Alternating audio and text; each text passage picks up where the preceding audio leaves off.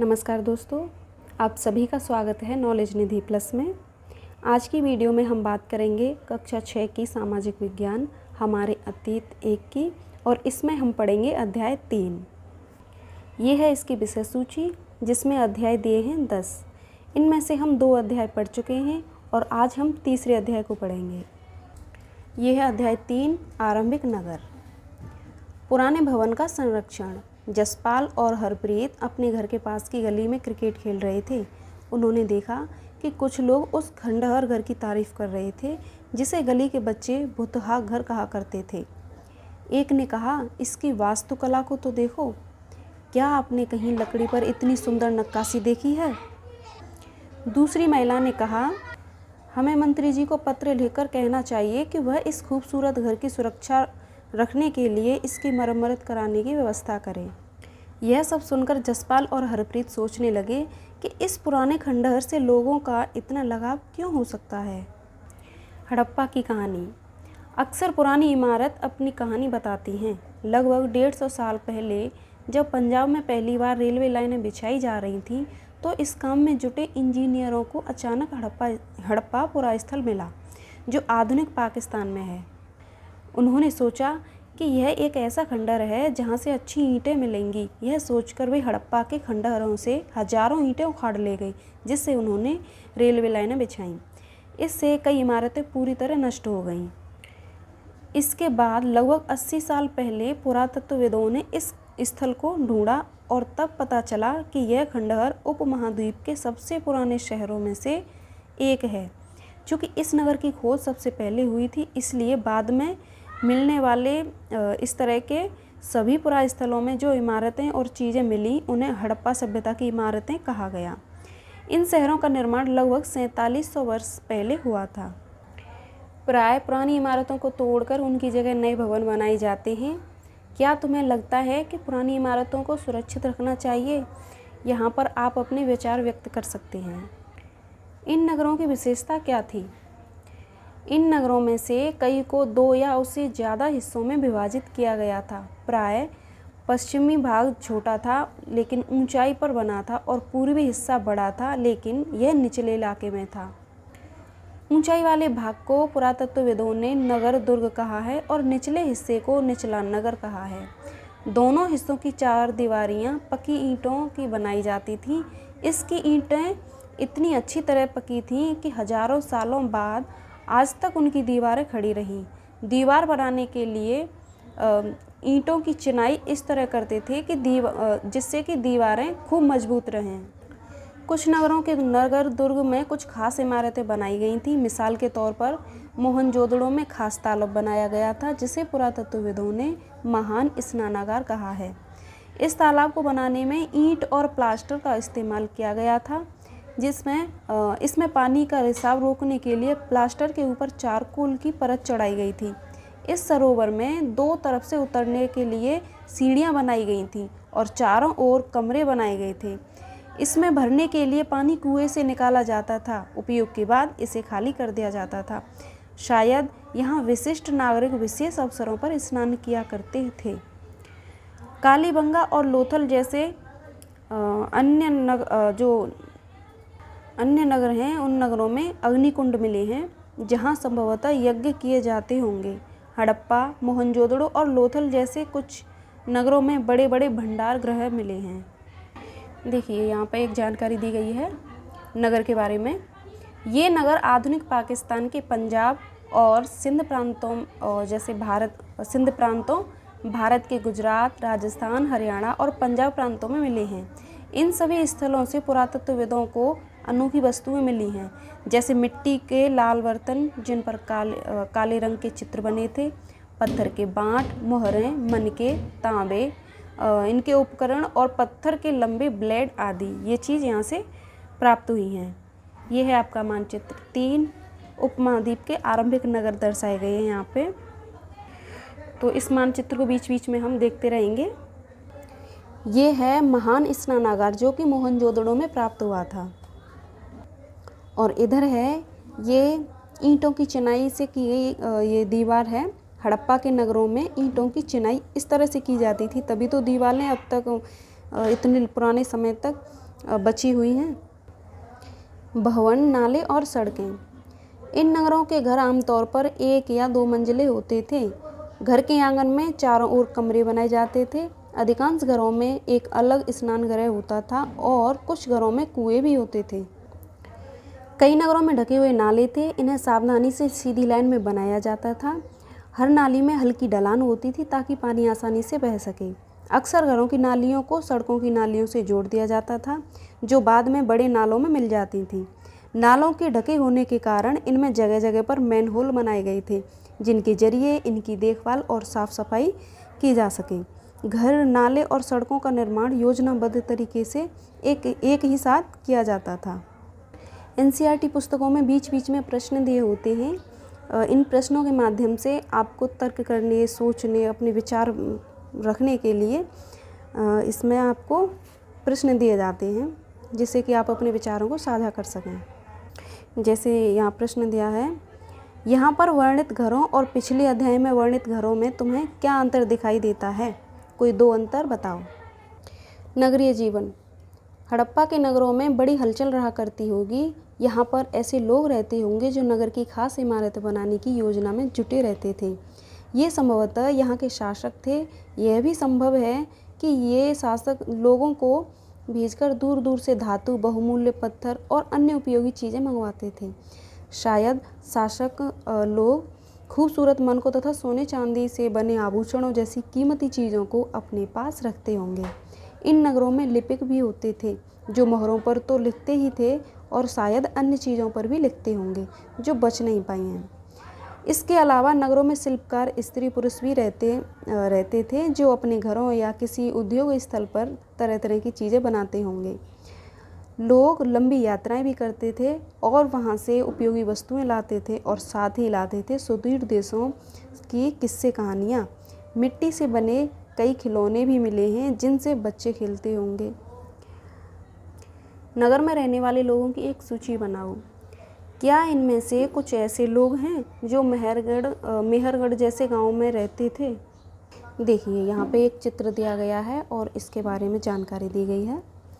तो सबसे ऊपर जो ये चित्र बना है, मोहनजोदड़ो की एक सड़क और उसमें बना नाला और ऊपर एक कुआं।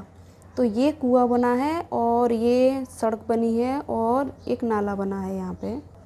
बाईं ओर नीचे हड़प्पा की एक मोहर। तो ये है एक मोहर जिस पे ये कुछ लिखा हुआ है। इसे पढ़ने में जो हमारे पुरातत्वविद हैं वो अभी तक असमर्थ रहे हैं। इस मोहर के ऊपर के चिन्ह एक खास लिपि में हैं। तो ये लिपि है जिसको अभी पढ़ा नहीं जा सका है। उपमहाद्वीप में पाए गए लेखन का यह प्राचीनतम उदाहरण है। विद्वानों ने इसे पढ़ने की कोशिश की है, लेकिन अभी तक यह पता नहीं चल पाया है कि इसका क्या अर्थ है। दाईं ओर नीचे ये जो दाईं ओर चित्र है नीचे वाला, पक्की मिट्टी के कुछ खिलौने बने हुए हैं जिनसे बच्चे खेला करते थे। नगर और नए शिल्प। आओ अब कुछ ऐसी चीज़ों के बारे में अध्ययन करें जो हड़प्पा के नगरों से प्राप्त हुई हैं। पुरातत्वविदों को जो चीज़ें वहाँ मिली हैं उनमें अधिकतर पत्थर, शंख, तांबे, कांसे, सोने और चांदी जैसी धातुओं से बनाई गई थीं। तांबे और कांसे के औजार, हथियार, गहने और बर्तन बनाए जाते थे। सोने और चांदी से गहने और बर्तन बनाए जाते थे। यहाँ मिली सबसे आकर्षक वस्तुओं में मनके, बाँट और फलक हैं। देखिए, ये बाँट हैं, ये पत्थर के बाँट बनाए गए हैं। ऊपर पत्थर के बाँट देखो कितने ध्यान से और उपयुक्त तरीके से इन बाँटों को बनाया गया है। इन्हें चर्ट पत्थर से बनाया गया था। इन्हें शायद बहुमूल्य पत्थर और धातुओं को तोलने के लिए बनाया गया होगा। मध्य में बाएं ये वाला चित्र, इसमें मनके दिए गए हैं। मध्य में बाएं मनके, इनमें से कई कार्निलियन पत्थरों से बनाए गए थे। पत्थरों को काट कर और तराश कर मनके बनाए गए थे। इनके बीच छेद किए गए थे ताकि धागा डालकर माला बनाई जाए। मध्य में दाएं पत्थर के धारदार फलक, ये वाला। नीचे दाएं कढ़ाईदार वस्त्र, एक महत्वपूर्ण व्यक्ति की पत्थर से बनी मूर्ति जो मोहनजोदाड़ो से मिली थी। इसमें उसे कढ़ाईदार वस्त्र पहने दिखाया गया है। तो ये एक पत्थर की मूर्ति है जिसमें कढ़ाईदार वस्त्र पहने हुए इस व्यक्ति को दिखाया गया है। हड़प्पा सभ्यता के लोग पत्थर की मोहरें बनाते थे। इन आयताकार मोहरों पर सामान्यतः जानवरों के चित्र मिलते हैं। हड़प्पा सभ्यता के लोग काले रंग से डिजाइन किए हुए खूबसूरत लाल मिट्टी के बर्तन बनाते थे, जो आपने पृष्ठ 6 पर देखे थे। फिर से देखते हैं, चलो। ये बर्तन देखो लाल मिट्टी के, और इस पर क्या है, ये नक्काशी भी की जाती है, इस पर अलंकरण यानी इस पर डिजाइन वगैरह बनाई जाती है। अध्याय 2 में तुमने जिन गांव के बारे में पढ़ा, क्या वहाँ भी धातु का उपयोग होता था? क्या वे पत्थर के बांट बनाते थे? संभवतः 7000 साल पहले मेहरगढ़ में कपास की खेती होती थी। मोहनजोदड़ो से कपड़े के टुकड़ों के अवशेष, चांदी के एक फूलदान के ढक्कन तथा कुछ अन्य तांबे की वस्तुओं से चिपके हुए मिले हैं। पकी मिट्टी तथा फेयंस से बनी तकलियाँ सूत कताई का संकेत देती हैं।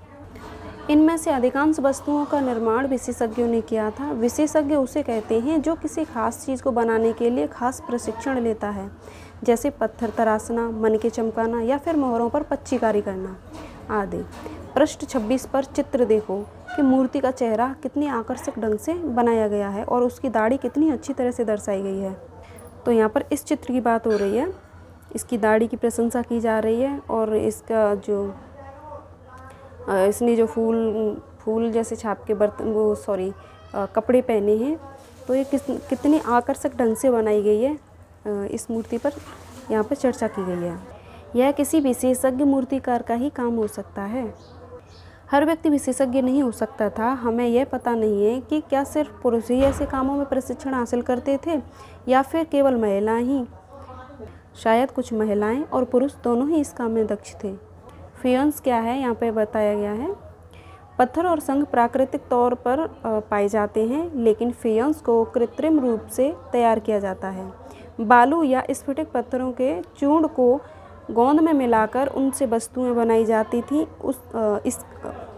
उसके बाद उन वस्तुओं पर एक चिकनी परत चढ़ाई जाती थी। इस चिकनी परत के रंग प्राय नीले या हल्के समुद्री हरे होते थे।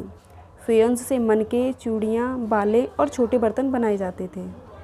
कच्चे माल की खोज में। कच्चा माल उन पदार्थों को कहते हैं जो या तो प्राकृतिक रूप से मिलते हैं या फिर किसान या पशुपालक उनका उत्पादन करते हैं, जैसे लकड़ी या धातुओं के अयस्क प्राकृतिक रूप से उपलब्ध कच्चे माल हैं। इनसे फिर से कई तरह की चीज़ें बनाई जाती हैं। मिसाल के तौर पर किसानों द्वारा पैदा किए गए कपास को कच्चा माल कहते हैं, जिससे बाद में कताई बुनाई करके कपड़ा तैयार किया जाता है। हड़प्पा में लोगों को कई चीज़ें वहीं मिलती थीं, लेकिन तांबा, लोहा, सोना, चांदी और बहुमूल्य पत्थरों जैसे पदार्थों का वे दूर दूर से आयात करते थे। हड़प्पा के लोग तांबे का आयात संभवतः आज के राजस्थान से करते थे। यहाँ तक कि पश्चिम एशियाई देश ओमान से भी तांबे का आयात किया जाता था। कांसा बनाने के लिए तांबे के साथ मिलाई जाने वाली धातु टिन का आयात आधुनिक ईरान और अफ़गानिस्तान से किया जाता था। सोने का आयात आधुनिक कर्नाटक और बहुमूल्य पत्थर का आयात गुजरात, ईरान और अफ़गानिस्तान से किया जाता था। ये देखिए यहाँ पर ये चित्र दिया गया है। चीज़ों को एक जगह से दूसरी जगह कैसे ले जाया जाता था। इन चित्रों को देखो, एक खिलौना है और दूसरी एक मोहर। तो ये एक खिलौना है जिसमें पहिए लगाए गए हैं। इन पहियों के माध्यम से यहाँ पर यातायात की सुविधा को बताया जा रहा है, और ये है एक मोहर। क्या तुम बता सकते हो कि हड़प्पा के लोग यातायात के लिए किन साधनों का प्रयोग करते थे? पिछले अध्यायों में क्या तुमको पहिए वाले वाहनों की जानकारी दी गई है? बच्चों का खिलौना हल। आज का जो हल चलाने वाले ज़्यादातर किसान पुरुष होते हैं। हमें पता नहीं है कि क्या हड़प्पा में भी यही प्रथा थी कि पुरुष ही हल चलाते हों। तो ये हल जो है ये एक खिलौना है। वास्तविक जो हल जोतने वाले वो तो नहीं मिल पाए। नगरों में रहने वाले लोगों के लिए भोजन। लोग नगरों के अलावा गांव में भी रहते थे। वे अनाज उगाते थे और जानवर पालते थे। किसान और चरवाहे ही शहरों में रहने वाले शासकों, लेखकों और दस्तकारों को खाने के जो सामान थे उनको देते थे। पौधों के अवशेषों से पता चलता है कि कि हड़प्पा के लोग गेहूँ, जौ, दालें, मटर, धान, तिल और सरसों उगाते थे। ज़मीन की जुताई के लिए हल का प्रयोग एक नई बात थी। हड़प्पा काल के हल तो नहीं बच पाए हैं क्योंकि वे प्राय लकड़ी से बनाए जाते थे, लेकिन हल्के आकार के खिलौने मिले हैं। इस क्षेत्र में बारिश कम होती है, इसलिए सिंचाई के लिए लोगों ने कुछ और तरीके अपनाए होंगे। संभवतः पानी का संचय किया जाता होगा और ज़रूरत पड़ने पर उससे फसलों की सिंचाई की जाती होगी। हड़प्पा के लोग गाय, भैंस, भेड़ और बकरियां पालते थे। बस्तियों के आसपास तालाब और चरागाह होते थे, लेकिन सूखे महीनों में मवेशियों के झुंडों को चारा पानी की तलाश में दूर दूर तक ले जाया जाता था। वे बेर जैसे फलों को इकट्ठा करते थे, मछलियां पकड़ते थे और हिरण जैसे जानवरों का शिकार भी करते थे। गुजरात में हड़प्पाकालीन नगर का सूक्ष्म निरीक्षण। कच्छ के इलाकों में खादन बेत के किनारे धौलावीरन नगर बसा था। वहाँ साफ पानी मिलता था और ज़मीन उपजाऊ थी। जहाँ हड़प्पा सभ्यता के कई नगर 2 भागों में विभक्त थे, वहीं धौलावीरन नगर को 3 भागों में बांटा गया था। इसके हर हिस्से के चारों ओर पत्थर की ऊंची ऊंची दीवार बनाई गई थी। इसके अंदर जाने के लिए बड़े बड़े प्रवेश द्वार थे। इस नगर में एक खुला मैदान भी था जहां सार्वजनिक कार्यक्रम आयोजित किए जाते थे। यहाँ मिले कुछ अवशेषों में हड़प्पा लिपि के बड़े बड़े अक्षरों को पत्थरों में खुदा पाया गया है। इन अभिलेखों को संभवतः लकड़ी में जड़ा गया था। यह एक अनोखा अवशेष है जो कि आमतौर पर हड़प्पा के लेख, मुहर जैसी छोटी वस्तुओं पर पाए जाते हैं। यहाँ देखिए, ये एक बंदरगाह दिखाया गया है, लोथल का बंदरगाह। यह एक बड़ा तालाब लोथल का बंदरगाह रहा होगा, जहाँ समुद्र के रास्ते आने वाली नावें रुकती थी। सभी जो आने वाली नावें थी वो यहाँ पर रुकती थी। संभवतः यहाँ पर माल चढ़ाया उतारा जाता रहा होगा।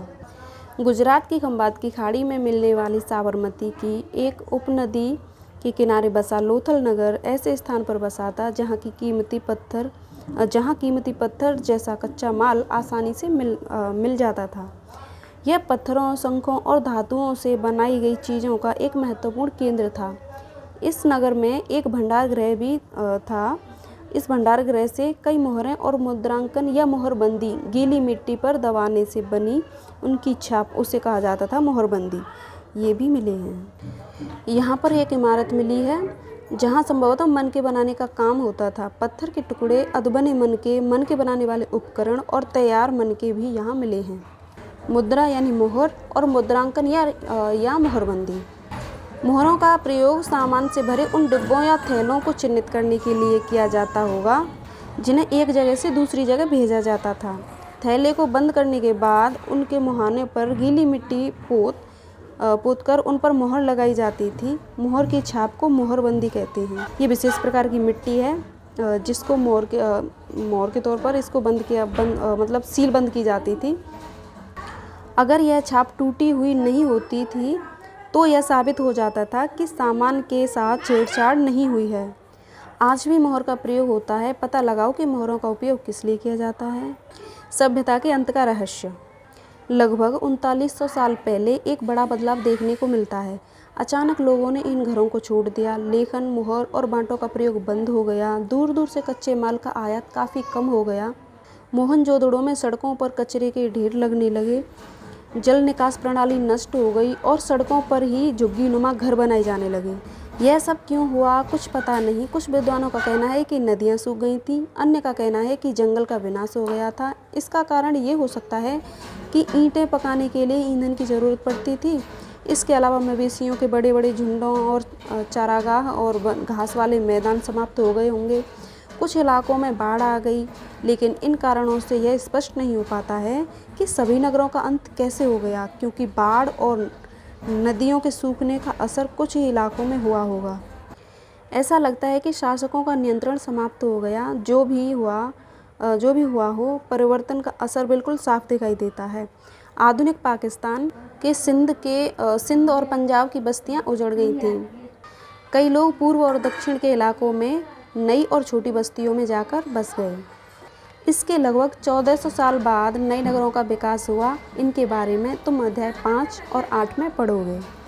तो ये था आपका अध्याय 3 जो कि आज हमने पढ़ा, और अगले वीडियो में हम अध्याय 4 को पढ़ेंगे। नमस्कार दोस्तों।